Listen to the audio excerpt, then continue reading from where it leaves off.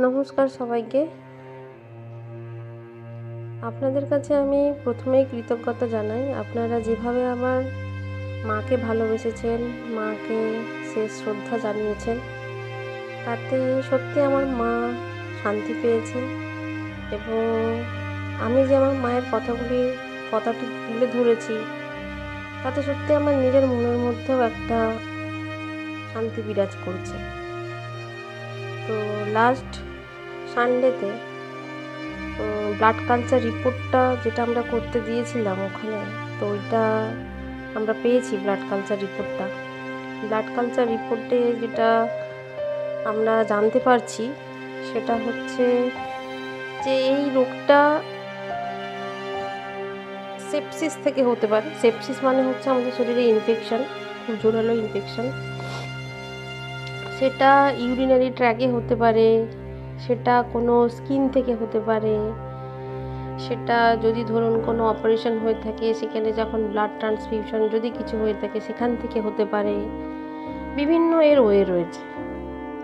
তো এই যতগুলো জিনিস লেখা ছিল, মানে তার মধ্যে যেটা মায়ের দেখা গেছিলো সেটা হচ্ছে মায়ের মুখে কিছু ব্ল্যাক কালারের র্যাশের মতো, র্যাশ জিনিসটা নয়, স্পট টাইপের হয়েছিল, যেটা জন্য মা কিছু ওষুধ ব্যবহার করেছিল।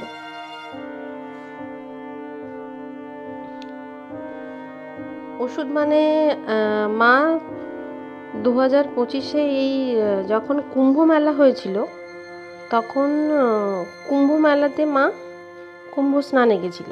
মা আর বাবা, মামা বাড়ির সবাই, মানে বড়রা, ছোটরা আমরা কেউ যাইনি, বড়রা সবাই মিলে কুম্ভ স্নানে গেছিল। ওই কুম্ভ স্নানে রাত্রেবেলা বেশ ঠান্ডা, দিনের বেলা এত ইউভি রশ্মি, ওই ইউভি রশ্মিতে মায়ের মুখটা পুরো একদম ওই সানবার্ন হয়ে গেছিলো। তো ওখান থেকে ঘুরে আসার পরে মায়ের মুখের অস্বাভাবিক একটা চেঞ্জ আমরা পেয়েছিলাম।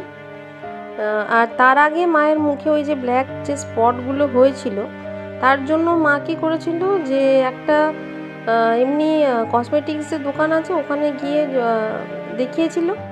দেখিয়াতে ওরা সেই নো মার্কস বলে একটা, নো স্কেয়ার্স বলে না কিছু এরকম একটা ওষুধ দিয়েছিল। সেই ওষুধটা মা তার আগে ইউজ করতো। সেই করতে করতে করতে করতে মায়ের মুখটা পরিষ্কার হয়ে গেছিল।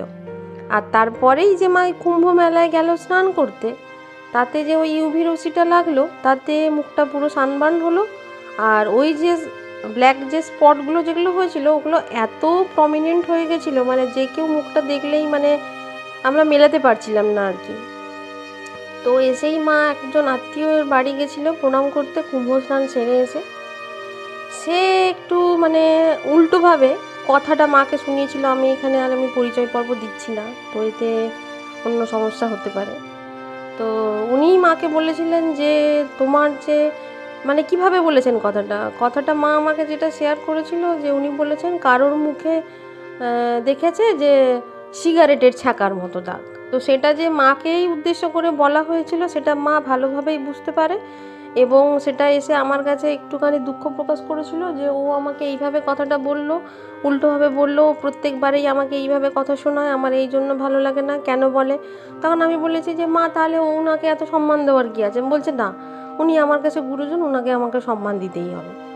আমি বললাম দেখো মা, এটা তোমার ব্যাপার, এটা আমি বলতে পারবো না, তবে তাহলে তুমি ডাক্তার দেখাতে পারো।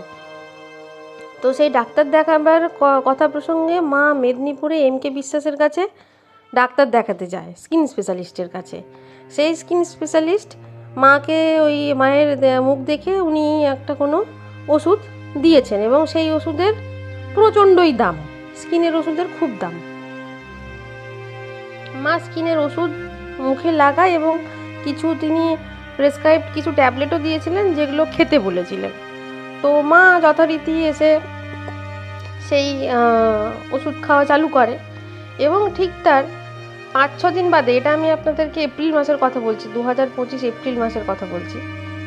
তো তারপরে মায়ের হঠাৎ করে একটুখানি মানে প্রবলেম আরম্ভ হয়। প্রবলেম ইন দ্য সেন্স, মায়ের হঠাৎ করে পটি খুব শক্ত হয়ে যায়, মাঝে মধ্যে বুকটা চিনচিন করে, মা যখন আমাকে এই কথা শেয়ার করেছে, আমি সাথে সাথে মাকে বলেছিলাম তুমি ইমিডিয়েট ডক্টরের কাছে যাও, ডক্টরের কাছে গিয়ে বলো মোস্ট প্রবাবলি তোমার ওষুধে কিছু প্রবলেম হয়েছে যার জন্য বডিতে তার সাইড এফেক্ট দেখা গেছে। তো মা আমার কথা মতো আবার এমকে বিশ্বাসের কাছে যায়। এমকে বিশ্বাসের কাছে যেতে বলে এমকে বিশ্বাস মানে ডক্টর এমকে বিশ্বাস উনি আবার ওষুধ চেঞ্জ করে দেন। তো সেই ওষুধ চেঞ্জ করার পরে মা এবারে ওষুধ কন্টিনিউ করে। এটা গেল একটা পার্ট। তারপরে তো এই দুর্ঘটনা ঘটলো, সব কিছু হলো। এইবারে যে ব্লাড কালচার রিপোর্টে যেটা এসেছে তাতে একটা সিমটম যেটা দেখা যাচ্ছে সেটা হচ্ছে লুপুস বলে একটা মানে স্কিনের একটা প্রবলেম, যেটা মায়ের দেখা গেছিলো, মানে মুখে ওই বাটারফ্লাই শেপের ওই যে ব্ল্যাক স্পটটা। তাহলে বলুন, আমাদের এখানে যে আমরা এত ডক্টরপত্র দেখাই, ওনারা যদি আমাদেরকে এইভাবে গাইড না করেন সঠিকভাবে, তাহলে আমরা সাধারণ মানুষ যাব কোথায়? আমরা তো এইসব ব্যাপারে কিছু জানি না। ওনারা কিন্তু পুরোপুরিভাবে ওই ড্রাগের এফেক্টটাও ওনারা ফেলতে পারছেন না। যে রোগটা হঠাৎ করে মায়ের দেখা গেল, ওই ড্রাগ এফেক্টেও কিন্তু এই ইনফেকশনটা মানে সেপসিস উইথ AIHও হতে পারে, লেখা রয়েছে রিপোর্টেতে। আমাদের খুব ইচ্ছে করছিল মানে এই সামনে গত রবিবারে যখন আমরা রিপোর্ট পেয়েছি যে যাই এমপি বিশ্বাসের কাছে গিয়ে বলি, কিন্তু সবাই মিলে বোঝাচ্ছে যে এখন বলে কি হবে। আপনারা মানে আপনাদের কাছে অনুরোধ, মানে স্কিনের কিছু প্রবলেম হলে হ্যাঁ দেখতে শুনতে হয়তো খারাপ লাগছে, কিন্তু সেভাবে আমাদের হ্যাঁ খুব মেজর কোনো প্রবলেম হয়েছে, আমার মুখে এমন হয়তো কারোর কোনো মুখে বা শরীরে এমন কোনো স্কিনের প্রবলেম হয়েছে যেখান থেকে রস ঝরছে বা প্রচণ্ড ইনফেকশন হয়ে গেছে, হ্যাঁ তখন আমাকে ডাক্তারের কাছে যেতেই হবে, দেখাতে হবে। আদারওয়াইজ আমার মনে হয়েছে যে মানে স্কিনের ওষুধটা অ্যাভয়েড করাটাই বেটার। আর একটা জিনিস ডক্টর বলেছে যে আমাদের এই যে আমরা এই যে করোনার ভ্যাকসিন নিয়েছি, করোনার ভ্যাকসিন যে কতটা আমাদের কাছে ক্ষতিদায়ক হয়েছে সেটা মানে না বলার মতো নয়। যেটা হচ্ছে ওই ডক্টর বলছে যে খেতে পাক মানুষ না পাক, মানুষের 6 মাস অন্তর নর্মাল রুটিন যে ব্লাড টেস্ট যে রিপোর্টগুলো করা উচিত, মানে হিমোগ্লোবিনের পার্সেন্টেজ কত আছে, আমার বিলিরুবিন কি আছে, আমার সব কিছু থাইরয়েড আপনার কোলেস্টেরল এগুলো সব ঠিক আছে মানে আছে নাকি, মানে নর্মাল যে ব্লাড টেস্ট যেগুলো হয় সেগুলো বলছে 6 মাস অন্তর প্রত্যেকটা মানুষের করানো উচিত। মানে আমরা ওই যে করোনার ভ্যাকসিন নিয়েছি তাতে আমাদের শরীরে কিন্তু প্রচণ্ড সাইড এফেক্ট দেখা গেছে। আর এটুকু সবসময় জানবেন যে প্রত্যেকটা ওষুধের মানে কিন্তু একটা সাইড এফেক্ট আছে। আমাদের ওই করোনার ভ্যাকসিন নেওয়ার পর ইমিউনিটি বাড়ার থেকে ইমিউনিটি আমাদের শরীরে কমে গেছে। এটা গেল মায়ের ব্লাড কালচার রিপোর্ট। এবারে আমি আমার মায়ের একটু কথা বলি, মানে 2024 সাল আমার মায়ের কেমন গেছিল। 2024 সালের আগে 2023 সালের ডিসেম্বর মাসে আমার হঠাৎ করে অ্যাপেন্ডিসাইটিস ধরা পড়ে। অ্যাপেন্ডিসাইটিস ধরা পড়ে ওই ডিসেম্বর মাসের ওই 17 কি 18 ডিসেম্বর 2023-এ। তারপরে ডাক্তারের কাছে সাথে সাথে আমার দাদা এসেছিল তখন, মানে আমার জ্যাঠতুতো দাদা, সে এসেছে। আর সেই দিনই আমার হঠাৎ করে পেটের যন্ত্রণা অসহ্য, মানে আমি এদিক ওদিক করতে পারছি না, জ্বর। দাদা এসেই সাথে সাথে আমাকে ডাক্তারের কাছে নিয়ে গেছিলো। ডক্টর সাথে সাথে দেখে ইউএসজি সব কিছু রিপোর্টে যা পেয়েছে বলছে ইমিডিয়েট কালকের মধ্যেই অপারেট করতে হবে, নাহলে অনেক দূর হয়ে গেছে, ভেতরে বাস করে যেতে পারে। তো সেই অপারেশন হলো। অপারেশনের পরে এসে তো মানে 3-4 দিন নার্সিংহোমে থাকার পরে এসে থাকতে হবে। মা বলেছে যে না তুই আমার কাছেই থাকবি মায়ের কলকাতার ফ্ল্যাটে। তো মায়ের কলকাতার ফ্ল্যাটে থাকা হলো। আর এদিকে দেখুন 2024 জানুয়ারি মাসের 25 তারিখে আমাদের বেনারস যাওয়ার কথা, মানে টিকিট সব কনফার্ম। তো এবার আমি তো সেই চিন্তায় আছি যে বেনারস যেতে পারবো কি পারবো না, কারণ কি ডক্টর এতটাই রেস্ট্রিক্টেড খাওয়া দাওয়ার একটা লিস্ট ধরিয়েছে যে কিভাবে কি হবে কি জানি। সবসময় ঠাকুরকে ডাকছি ঠাকুর যেন বেনারস যেতে পারি, মানে একটা টিকিট কাটা হয়ে গেছে, বুঝতেই পারছেন ভেতরে একটা আনন্দের চূড়ান্ত সীমা একটা মানে চলছে আর কি। তারপরে ডাক্তারের কাছে যখন চেক আপে গেলাম জানুয়ারির ওই 12-13 তারিখের দিকে, মানে 2024-এর, তখন ডাক্তার বললো যে শরীর ঠিক থাকলে আপনি যেতে পারেন, তবে চেষ্টা করবেন যে বাইরের খাওয়া দাওয়াটা যাতে অ্যাভয়েড করা যায়। বেনারস যাবো আর খাওয়া দাওয়া করবো না, সে তো মনের মধ্যে ভাবছি যে আমি একবার গিয়ে তো পৌঁছোই, তারপরে তো আমি খাওয়া দাওয়া করব। তো যথারীতি আমি, মা, বাবা, ভাই, আমার মেয়ে, আমার হাজব্যান্ড আর আমাদের পাশের বাড়ির এক জেঠিমা তার ছেলে, আমরা সবাই মিলে একসাথে রওনা দিলাম বেনারস।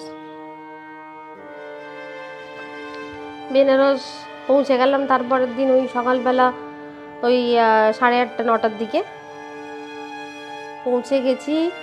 গিয়ে আমরা ওখান থেকে আমাদের কৈলাস মঠে, ওখানে সব কিছু বুকিং করা ছিল, আমরা সোজা ওখান থেকে অটো ধরে আমরা কৈলাস মঠ চলে গেলাম। কৈলাস মঠে গেলাম, কৈলাস মঠে গিয়ে আমরা থাকলাম। তারপরে ওই দিনকে দুপুরবেলা খেয়ে আমরা বিকেলবেলাতে মানে তাড়াতাড়ি খেয়ে আমরা ওই 3:30টার দিকে বেরিয়ে গেলাম যে আমরা কাশী বিশ্বনাথ দর্শন আগে করব।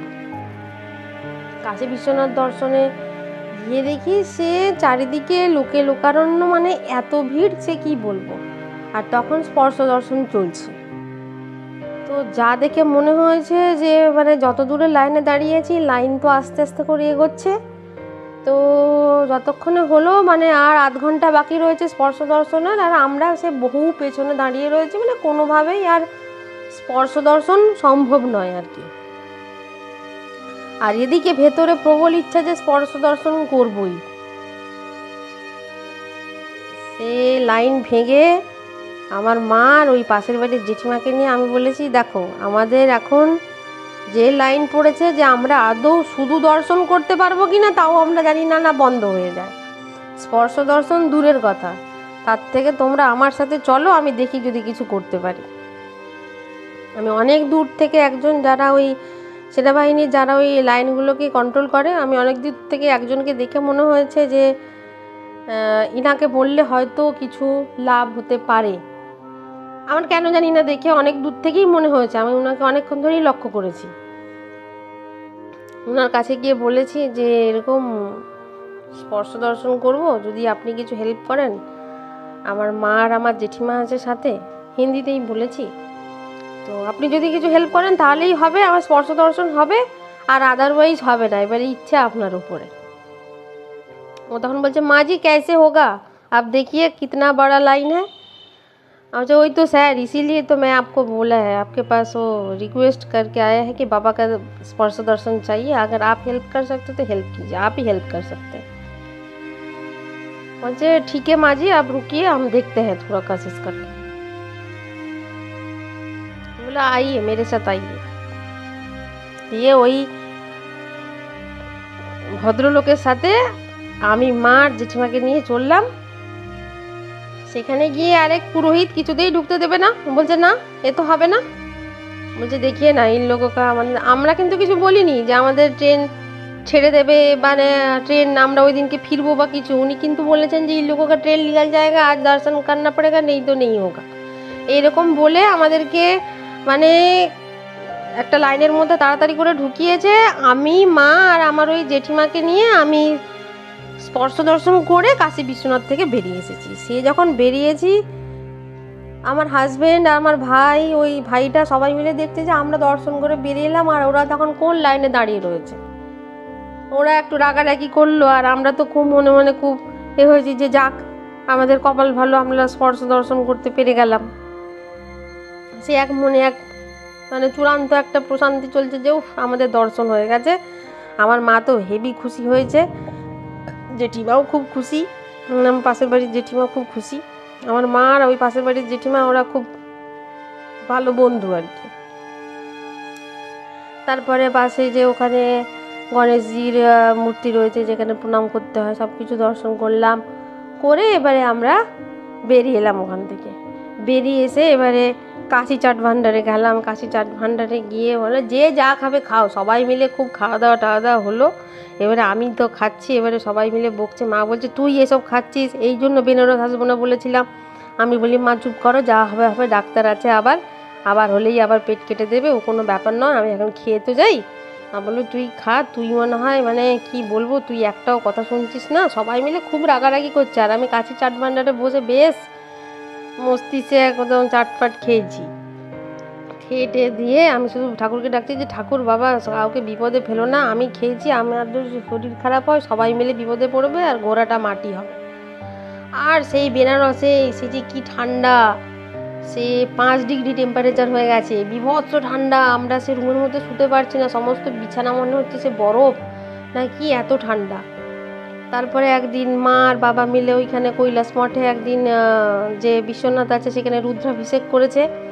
সেই রুদ্রাভিষেকে মা বাবা মানে পুরোটা করেছে, তারপরে ওখানে ভান্ডারা দিয়েছে।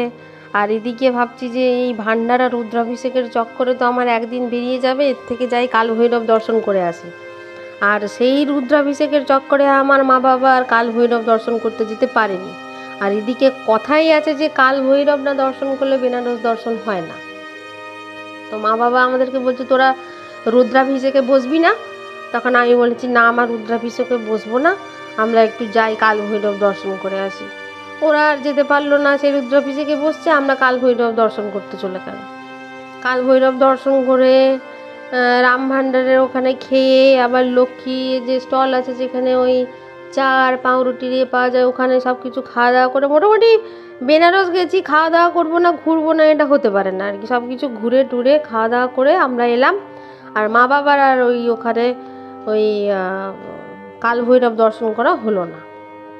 আর সেই সময় আমাদের অযোধ্যা যাওয়ারও টিকিট কাটা ছিল বেনারস থেকে। আর সে এক্স্যাক্টলি ওই টাইমেই আপনার অযোধ্যা উদ্বোধন হয়েছে। সে আমরা আর ওই ভিড়ে আর আমরা সাহস করে আর এগোতে পারিনি, যে না এই ভিড়ে বাচ্চাকে নিয়ে যাওয়া কোনোভাবেই যাবে না, বয়স্ক মানুষ হচ্ছে সবাই সাথে, অসম্ভব। যেভাবে পদপিষ্টের ঘটনা ঘটেছে সে তো আমরা নিউজে দেখতে পাচ্ছি। সে ভিআইপি লোক ছাড়া সেই সময় কারোর এন্ট্রিও ছিল না, মানে যত হোক এ ক্যান্সেল হয়েছে, অযোধ্যার টিকিট ক্যান্সেল হয়েছে, অযোধ্যা যাওয়া হলো না। এদিকে বেনারস, এদিকে সারনাথ, সব কিছু বেশ ভালোভাবে আমরা সবাই মিলে ঘোরাঘুরি করে আমরা 3 রাত্রি বেনারসে কাটিয়ে একদিন গঙ্গা বিহার করে আমরা আবার বাড়ি ফিরে চলে এলাম। তার মানে এই বেনারস দর্শনে মায়ের কিন্তু কাল ভৈরব দর্শন হয়নি। আর আমি যখন একবার ছোট ছিলাম তখন মা, আমার তখন দিদিভাই ইন দ্য সেন্স আমার দিদা, আমার মেজো মামা সবাই মিলে ওরা একবার বেড়াতে গেছিলো, তখন মায়ের একবার কাশী বিশ্বনাথ দর্শন হয়েছিল। তাহলে 2024 সালে মায়ের হলো দ্বিতীয়বার দর্শন। 2025 সালে এই যে গেল মা কুম্ভ স্নান করতে, ফেরার সময় ওদের প্ল্যান ছিল যে ওরা কাশী বিশ্বনাথ হয়ে ওরা ফিরবে। মায়ের যেহেতু গতবারে ওই কাল ভৈরব দর্শন হয়নি, এবারে গিয়ে বিশ্বনাথ দর্শন আর স্পর্শ দর্শন করেনি, এমনি দর্শন করেছি। এমনি দর্শন করে সোজা চলে গেছে কাল ভৈরব দর্শন করতে। কাল ভৈরব দর্শন করে আমাকে ফোন করেছে, ফোন করে আমাকে বলেছে দেখ এইবারে আমার কাশী বিশ্বনাথ এবারে আমার মানে ভ্রমণ সার্থক হলো, দর্শন সার্থক হলো, কেন কি আমি কাল ভৈরব দর্শন করলাম। আমি বলি আচ্ছা ঠিক আছে। বলে দেখ আমার কিন্তু কাশী কিন্তু 3 বার কিন্তু ঘোরা হয়ে গেল। আমি বললাম ঠিক আছে। এই একটি কারণের জন্যই আমি কিন্তু মাকে এবছর মায়ের সাথে খুব ঝামেলা করেছিলাম যে মাকে আমি কুম্ভ স্নান করতে যেতে দেব না। আর সেই জন্য বাড়িতে অনেক অশান্তি হয়েছে। লাস্ট অবধি বাবাকেও মা আর ছাড়েনি, বাবাকেও টেনে টেনে নিয়ে ওই কুম্ভ স্নানে গেছে। ওইখানে কুম্ভ স্নানে গিয়ে আমার মামিমা বলছে, আমার মা তো কোনো হিন্দি কথা জানেই না, ওইখানে যে ওই যে সন্ন্যাসীরা যে সব বসেছিল গঙ্গা স্নান করে এসে একজন নাগা সন্ন্যাসীকে আমার মা বলেছে যে আপনি আমাকে আশীর্বাদ করুন, আমি যেন সবাইকে সুস্থভাবে রেখে খুব তাড়াতাড়ি যেন আমি চলে যেতে পারি, সবাইকে রেখে যেন আমি চলে যেতে পারি, সবাই যেন ভালো থাকে দেখে যেন আমি যেতে পারি খুব তাড়াতাড়ি। সেই সন্ন্যাসী সে কি বুঝেছে না বুঝেছে জানি না, সে বাংলা বোঝে না বোঝে ভগবান জানে, সেই জানে। সে 2 হাত তুলে মাকে আশীর্বাদ করেছে হোগা হোগা বলে। কিন্তু সেই হোগা যে এত তাড়াতাড়ি যে ব্যাপারটা ঘটে যাবে, এটা এপ্রিল মাস মানে মার্চের লাস্টের দিকের কথা, আর এই জুনে মা চলে গেল। মাকে সেই বলেছি, মা আমি তো কুম্ভ যেতে পারলাম না, তুমি কিন্তু কুম্ভর জল নিয়ে আসবে। আর মা বলছে হ্যাঁ হ্যাঁ আমি তোর জন্য কুম্ভর জল নিয়ে যাব। সেই জল এনে দিয়েছে। মা আস্তে আস্তে সাথে সাথে প্রণাম করেছে, বলছে বাবারে তুমি কুম্ভ স্নান করে এসেছো, তুমি যে কত পুণ্য লাভ করলে। মা এই জন্মে তো আর আমাদের পুণ্য লাভ হলো না। মা বললো কেন হলো না, এই তো তোর জন্য আমি জল নিয়ে এসেছি। এই জলে এই যে শিবরাত্রি আছে ওই দিনকে শেষ শাহী স্নান আছে, ওই দিনকে জলে, আর এই কলকাতার জল তো গঙ্গারই জল। সে মা আমাকে বলছে, আমরা হ্যাঁ হ্যাঁ গঙ্গার জল, বলে ওই জলের সাথে এই জল মিশিয়ে চান করে নিবি একদম। তুই চান করবি, কৌশিক চান করবে, রূপুকে চান করাবি, চান টান করে নিবি। আমাকে তো দিয়েছে, আবার আমার মাসির মেয়ে সামনাসামনি থাকে তাকে দিতে গেছে, দিয়ে চান টান তো এখানে সব হলো, আর ওখানে ওই সব তো দর্শন করে এলো। এসেই বলে যে আমার অনেক দিনের ইচ্ছে, আমার হচ্ছে গিয়ে রামকৃষ্ণ মিশনে আমি খাওয়াবো, আমাকে খাওয়াতে হবে। আমি বলি এটা আবার কবে হলো? মা বললো না না, আমার অনেক দিনের ইচ্ছা, আমি একটুখানি মিশনে মহারাজকেদেরকে একটুখানি যাই হোক যা হোক আমার সামর্থ্য, আমি একটুখানি তাদেরকে বস্ত্র দেব আর একদিনের খাওয়া দাওয়া করাবো। তোর জন্মদিন পড়ছে 28 মার্চ, 28 মার্চ আমি করব না, তার আগেই আমি দেখি বলে কবে করা যায়। দিয়ে মিশনে গেছে, মিশনে গিয়ে কথা বলেছে। 23 মার্চ 2025 সালে মা মেদিনীপুর রামকৃষ্ণ মিশনে খাওয়া দাওয়া করিয়েছে। মানে কিছু যারা রামকৃষ্ণ মিশনের ভক্ত বাড়ির মধ্যেই যারা পারিবারিক তাদেরকে ডেকেছে, আর মিশনের সবাই আরও 2-3 জন যারা ডেলিকার ধরুন নর্মাল ঠাকুর প্রণাম করতে গেছে তাদেরকে, সেই নিয়েও একটা ধরে দিয়েছে। তাদের বস্ত্র, তাদের পাদুকা, এদিকে ঠাকুরমা স্বামীজির বস্ত্র সব কিছু দিয়ে সেসবও করে দিল। তাহলে এই যে কাজগুলো যে মা যে করলো, মানে এই যে কুম্ভ স্নান করলো, তারপরে এই যে মিশনে খাইয়ে দিল, মায়ের 3বার কাশী বেনারস দর্শন হয়ে গেল, 3 রাত্রি কাটানো হয়ে গেল, এগুলোই কি তার মানে মানে ভগবান কি তাহলে নিজের অজান্তেই এগুলো তাকে দিয়ে করিয়ে নিচ্ছিল? কিন্তু একটা জিনিস বলুন, মা যে ওই যে লাস্টে বললো যে সবাইকার মঙ্গল হোক, সবাই ভালো থাক, সবাই সুস্থ থাক, এতে আমাদের ভালোটা কোথায় হলো বুঝতে পারছি না। আমার মাকে ছেড়ে তো আমরা ভালো নেই। মা ছাড়া কি কোনো সন্তান সে ভালো থাকতে পারে?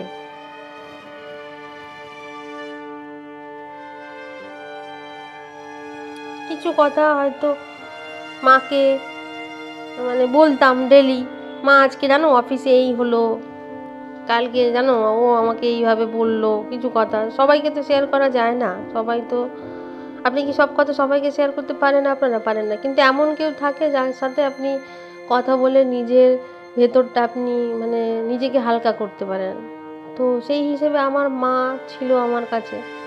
মানে ফোন করলেই, মায়ের ফোনে যদি কখনো বাবা ফোন তুলেছে তাহলে বাবার সাথে দুটো একটা কথা বলি তাড়াতাড়ি মাকে ফোন দাও, মায়ের সাথে কথা বলি। এবারে মায়ের সাথে কথা বলছি। ভগবানের কাছে মানে ডেলি বলি যে সকাল সন্ধ্যা যখনই প্রণাম করি, যে কি দরকার ছিল যে আমার মাকে এতটা তাড়াতাড়ি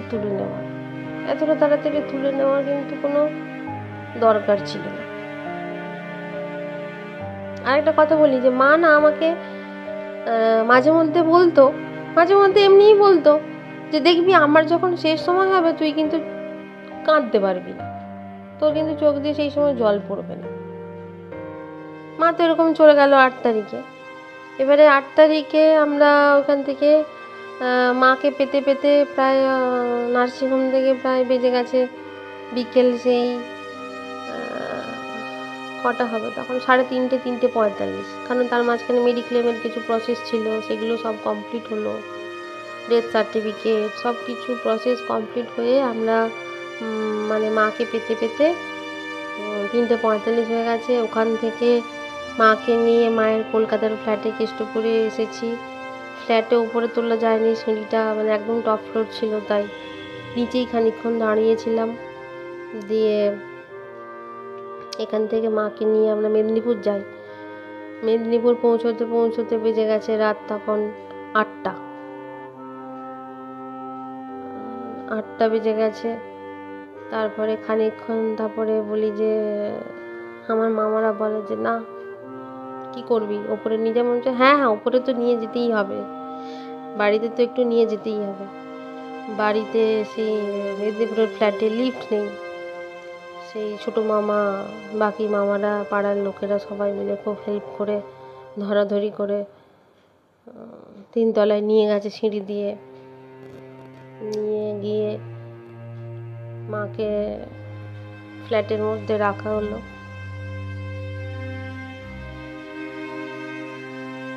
সবাই মিলে এসেছে, ফুল, সিঁদুর, আলতা নিয়ে সবাই সিঁদুর দিচ্ছে, আলতা পরাচ্ছে, পায়ের চাপ নেওয়া হলো বাবাকে। বললাম যে বাবা, মাকে সিঁদুরটা পরিয়ে দাও।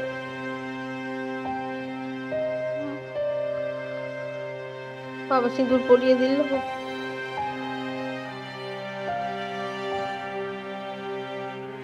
তারপরে প্রায় রাত তখন 9টা 15-20 দিকে মাকে ফ্ল্যাট থেকে বার করে ওই মহাতাবপুরের যে শ্মশান আছে ওখানে পদ্মাবতী ঘাট, ওখানে নিয়ে যাওয়া হলো। তার আগে আমি বলেছিলাম না যে আমার শাশুড়ি একটা শাড়ি দিয়েছিল, শাশুড়ির শাড়িটা দিয়ে দিলাম। আর যে নোয়াটা আমি ওই ক্যালকাটা হার্ট ক্লিনিকে যেটা আমাকে খুলতে বলেছিল ওটা মাকে দিয়ে দিলাম। মায়ের একটা ব্যাগ, মায়ের ব্যাগের প্রতি প্রচণ্ড ফ্যাসিনেশন ছিল। আর মা নিজেকে প্রচণ্ড টিপটপ ভাবে গুছিয়ে রাখতো। মা মানে ফ্ল্যাট, নিজের জিনিসপত্র সমস্ত কিছু মা প্রচণ্ড গোছানো ছিল, প্রচণ্ড পরিমাণে। মা এই বয়সেও যে মানে মা এতটা গোছানো, মায়ের একটা কোথাও কোনো ধুলো বালি নোংরা কিচ্ছু দেখতে পাওয়া যেত না। মাকে একটা ব্যাগ দিয়ে দিলাম। কেউ যেন আমাকে একটা বললো, মানে কেউ আত্মীয়, যে আরে তোর মা তো ব্যাগ খুব ভালোবাসতো, একটা ব্যাগ দিয়ে দে। আলমারি খুলে একটা ব্যাগ দিলাম, নতুন বেডশিট, বালিশের কভার, বালিশ সব দিয়ে মাকে নিয়ে গেলাম। ওখানে নিয়ে গিয়ে, হ্যাঁ তার আগে না মাকে যখন নিচে নামিয়ে নিয়ে গেছে, কেউ আর সে সময় কেউ আমায় বলেনি যে মানে মাকে একটু খেতে দিতে হবে বা কিছু। হঠাৎ করে আমার মনে হলো যে আরে মাকে তো আমি কিছু দিলাম না খেতে। মা যে বাড়িতে এলো, সাথে সাথে একটা প্লেটে করে, জানেন আমার মা ছোলা ভাজা খেতে খুব ভালোবাসতো, ছোলা ভাজা একটু, 2টো ক্রিম কেকার, 1 গ্লাস জল নিয়ে গিয়ে মাকে বাড়িতে তো আর দেওয়া হলো না। ওর নিচে যে সবাই গাড়িতে যে মাকে তুলেছিল ওইখানেই গাড়ির মধ্যে ঢুকিয়ে দিয়েছে। আমি বলি মা তুমি বাড়ি গেলে তোমাকে শেষবারের মতো আমি খেতেও দিতে পারলাম। ওখানে নিয়ে গেছি, ওখানে যখন নিচে যখন মাকে নামিয়ে নিয়ে ওই একটা জায়গা থাকে না শ্মশানে, যেখানে ওখানেও লাইন, ওখানেও অপেক্ষা করতে হয়। নিয়ে গিয়ে যখন মাকে শোয়াবে, দেখি সাইডে আরেকজনকে শোয়ানো রয়েছে। তাকে দেখে আমার ভেতরটা আবার চ্যাত করে উঠেছে। আমি বলি আমি কাকে দেখছি? এই যে প্রচণ্ড, এর বয়স কম, 36-37 বছরের বেশি হতেই পারে না। সে অসম্ভব সুন্দরী একজন মহিলা, তাকে সেই সিঁদুর টিঁদুর আলতা টালতা পরিয়ে, তাকেও লাল পাড় সাদা শাড়ি সব কিছু পরিয়ে, তার চুলটা এত সুন্দর করে আঁচড়ানো, মানে সে সুন্দরী একজন। আমি তাকে দেখে না, আমার হাত পা আবার কেঁপেছে। আমি বলি হায়, এই বয়সে চলে গেল কেন? তাদের যে বাড়ির লোক আছে তাদেরকে জিজ্ঞেস করি কি হয়েছিল ওনার, এইরকম কি করে হয়ে গেল। দেখছি আমার মা আর ওনাকে পাশাপাশি শোয়ানো আছে। আমি আর এখানে পরিচয় দিচ্ছি না, উনি একজন মেদিনীপুরে একজন নামকরা স্কুলের শিক্ষিকা। বলে হঠাৎ করে কি হলো ওনার, এই বয়স, কত বছর বয়স ওনার, বলছে 38 বছর বয়স। বলছে মেয়ে পড়াশুনো করছিল না, সুইসাইডের পথ বেছে নিয়েছে। ওই সুইসাইড করে কি হলো, কি লাভ হলো? কোনো লাভ তো হলো না, কোনো লাভ হলো না। কিন্তু ওনার হাজবেন্ড পাশে বসে রয়েছে, ওনার সমস্ত কলিগরা এসেছে, সবাই মিলে ওখানে রয়েছে। তারই মধ্যে আমরা, সে এক মানে কি সিচুয়েশন ওখানে, ওইখানে গেলেই বোঝা যায় যে আমরা যে এত অশান্তি হয়, এত ঝগড়াঝাটি সব কিছু হয়, ওখানে গেলে বোঝা যায় কিচ্ছু নেই এ জীবনে, কিচ্ছু নেই, আমরা কেউ কিচ্ছু নিয়ে যেতে পারবো না। আমাদের ব্যবহার, আমাদের ভালোবাসা ওটাই থাকবে, মানুষের মনে মুখে ঘুরবে। এই যে ধরুন আপনারা যে আমার মাকে এই যে এত ভালোবাসা দিয়েছেন, আপনাদের মনে কোথাও না কোথাও কিন্তু আমার মায়ের এতটুকু হলেও জায়গা হয়ে গেছে, সেটা আমি নিশ্চিত। আমার মা তো আমার ভেতরে থাকবে।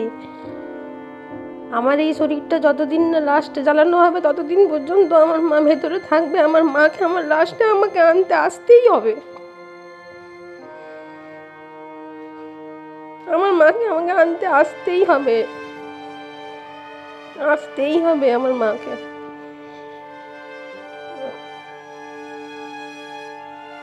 দেখি আমার মা আমাকে কতদিন ছেড়ে থাকতে পারে এইভাবে।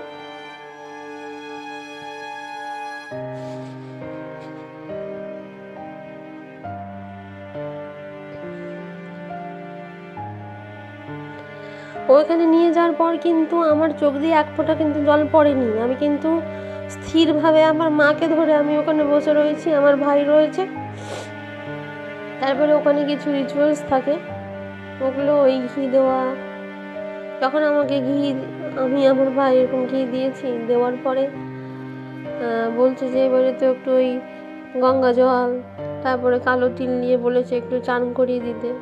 চান করানো মানে হাতে মাথা থেকে পা অব্দি একটু জল দিয়ে দেওয়া আর কি। সেই দিয়েছি। তখন কি হয়েছে আমি দেখেছি যে আমার হাত থেকে এক ফোঁটা জল মায়ের চোখের মানে কোণের দিকে জমা হয়েছে, মানে হাত থেকে এক ফোঁটা জল পড়ে।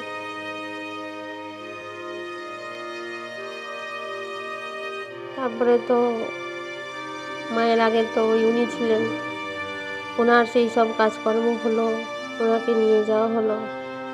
তার মানে ওনার 40 মিনিট বাদে আমার মাকে নিয়ে চলে যাব। মাকে ধরে বসে রয়েছি, ভাইয়ের যা রিচুয়ালস আছে ভাই সেগুলো করেছে।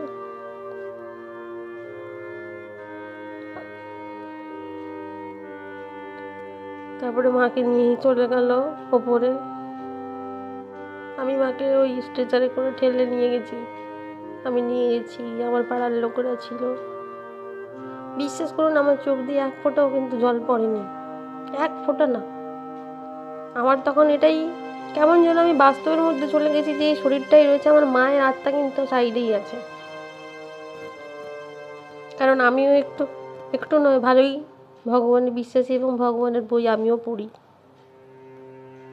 আত্মা অবিনশ্বর, মায়ের আত্মা হয়তো, আমি এখন আপনাদেরকে বলছি, আমার মায়ের আত্মা হয়তো আমার পাশেই আছে, হয়তো না হয়তো পাশেই আছে, শুনছি।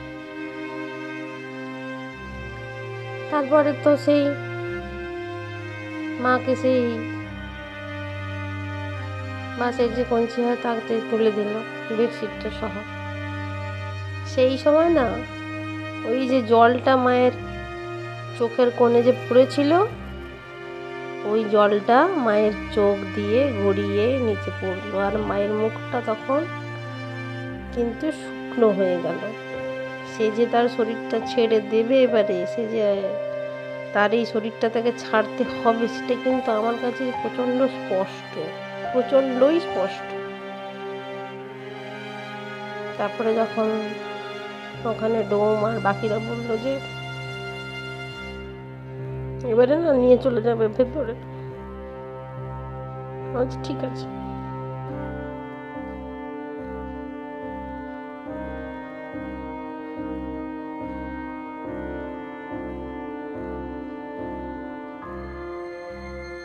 এই ইউটিউব চ্যানেলটা আমি কন্টিনিউ একদমই করতাম না।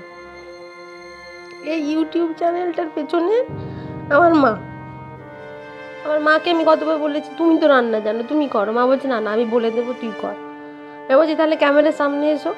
বলছে না ক্যামেরার সামনে আমি যাবো না। আমি বললাম যে তুমি যাবে না, আমাকে দিয়ে করাবে, আর এদিকে দেখো তুমি সেই ছাড়বে না। বলছে না তুই কর, তুই কর কর কর। আমি বলছি মা তোমার কাছে অপরন্ত সময় আছে, তুমি করো এইসব। মা বলছে না তুই কর, তোকে আমি বলছি তুই এটা কর ওটা কর।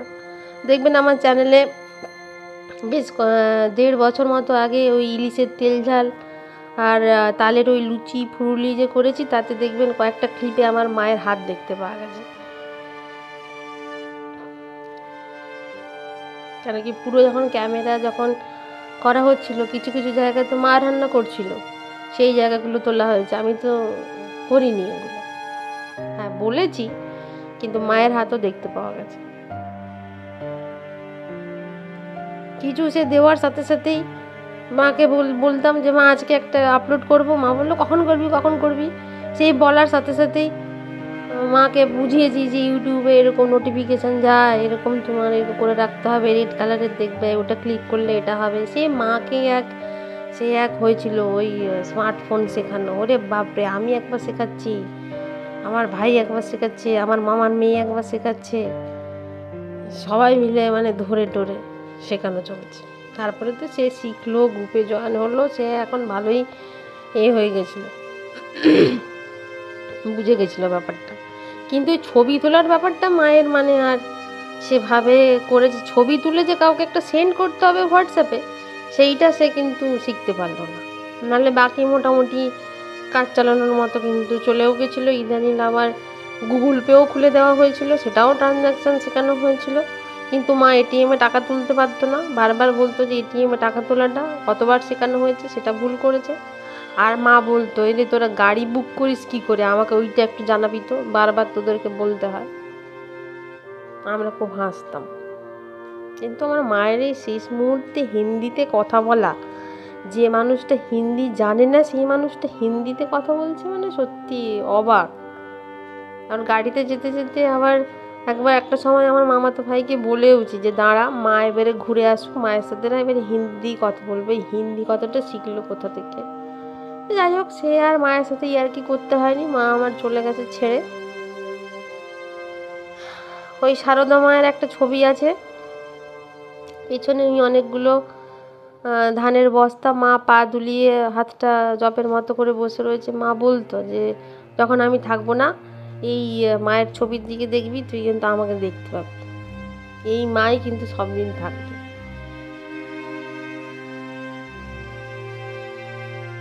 মায়ের আশীর্বাদ সবসময় সাথে থাকবে। আরও মাঝে মধ্যে আপনাদের কাছে আমি আমার মায়ের কিছু কথা তুলে ধরবোই, কেন কি এই চ্যানেলটাই তো মায়ের জন্যই, মানে মাই পেছনে ঠেলাঠেলি করে এটা খুলিয়েছিল, ওই জন্য চ্যানেলটাকে কন্টিনিউ করব। মাঝে মধ্যে ওই যা দিয়ে মা করতে বলেছিল, ওই একটু টুকিটাকি রান্না, মাই তো রান্না করতো, মাই তো বলতো, আমি আর কতটুকু কি জানি। আর বাকি এই কিছু গল্প পাঠ, কবিতা, আমার বাচ্চা নাচ শেখে, ওর একটু নাচ গান, মানে আমাদের সংস্কৃতি আর কি, এটাকে একটু তুলে ধরা। তার মাঝখানে এত বড় অঘটন ঘটে যাবে, জীবনের উপর যে একটা ঝড় যাবে, কে জানতো। আপনারা সুস্থ থাকবেন, ভালো থাকবেন,